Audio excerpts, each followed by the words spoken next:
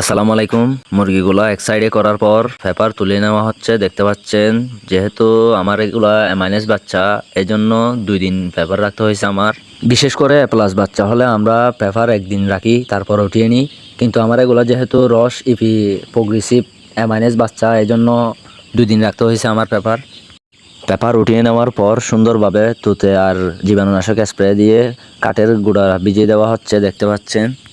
বিশেষ করে কাঠের গুঁড়া ভিজিয়ে দেওয়ার কারণ হচ্ছে মুরগির বাচ্চা কিছু কিছু অন্ধ হয়ে যায়, আর কিছু চোখ দুইটাই অন্ধ হয়ে যায়। এমনও আছে অনেক কামারে বোর্ডিংয়ে তাপ দেওয়ার কারণে নিচে কাঠের গুঁড়া একটু শুকায় যায়। এই জন্য পরবর্তীতে পেপার উঠিয়ে নেওয়ার পর দেখা যায় বাতাস বাজলে মনে করেন একটু বেশি উড়ে কাঠের গুঁড়া। এই জন্য দেখা যায় কামারে বাচ্চাগুলার নাকের মধ্যে ঢুকে যায়, চোখ অন্ধ হয়ে যায়। এই জন্য আমরা কাঠের গুঁড়া ভিজিয়ে দিই জীবাণুনাশক স্প্রে প্লাস তুতে দিয়ে।